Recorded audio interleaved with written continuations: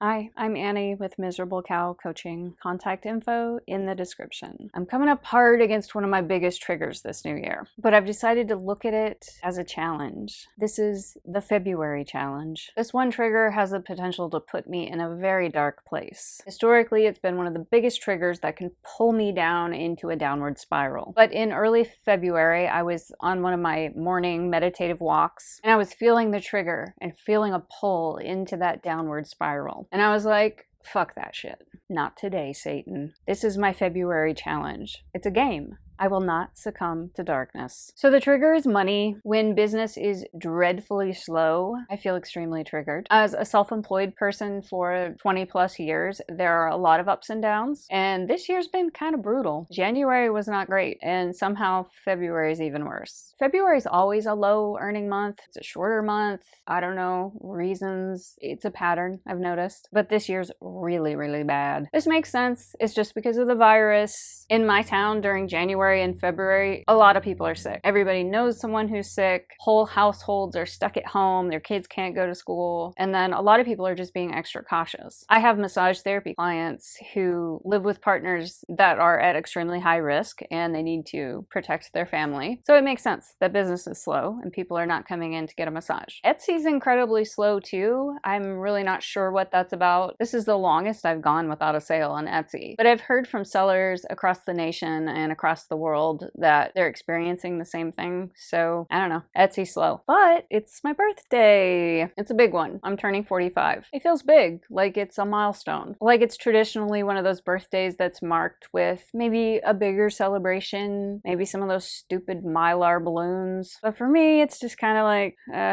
I mean, nobody wants to be 45 and broke. And I'm not one to worry about aging. I actually enjoy the process of aging because I've had that much longer to sleep process and integrate myself and become, the deepening of meaning, the deepening of the connectedness to life, the maturity, the wisdom. Those are all wonderful things. I don't worry too much about aging in my body. I gotta tell you, I'm having some old lady issues. Achy joints, my back hurts. I'm not as fast as I used to be, more injury prone than I used to be. So I'm kind of, grappling with all that. And I'm adjusting my physical routines and putting more care into age appropriate exercise. So my February challenge is to not get pulled into the downward spiral. And I vowed to do that when I was on that first walk of the month. It was like the first, second, or third, I don't remember. And I also decided to look at it as a game. It's a special challenge in terms of being like a game. The stuckness, the apathy, the fear creeps up and I notice it and I change the channel.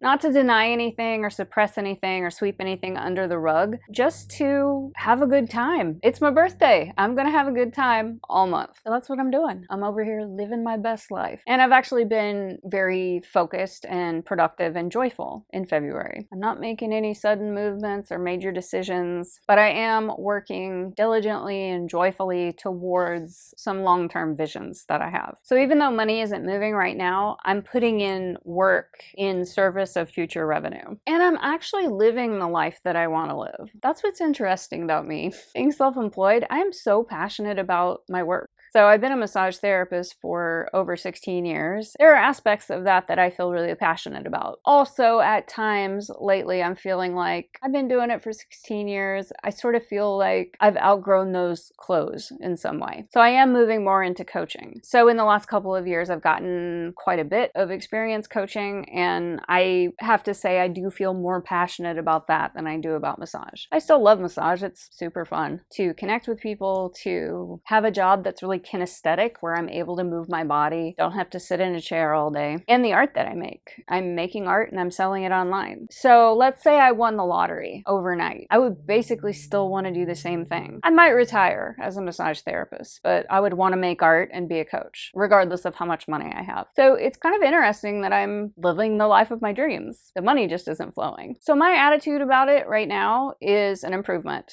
over how it might have been in the past. In the past, I would have become become paralyzed and miserable. And I had this belief that if work wasn't busy, if money wasn't coming in, then I was not allowed to have a good time. There's extra time because there's not as many appointments, but I'm not allowed to enjoy that time or be productive or feel any kind of joy or bliss, but not this time. It's my birthday and I'm gonna have a good time, god damn it. So I've been dancing and working on projects and getting a lot of good shit done. And it's much more comfortable than being miserable. So that's my February challenge. So I think this game that I'm playing of resilience and being joyful and creative no matter what obstacles are coming my way is a game that I should continue to play for the rest of my life. I'm still showing up responsibly to do my work and work on long-term goals, but I just decided that I'm allowed to have fun now while I'm doing it, even when business is slow. So that's it. I hope you're having a great week, and I'll talk to you next time.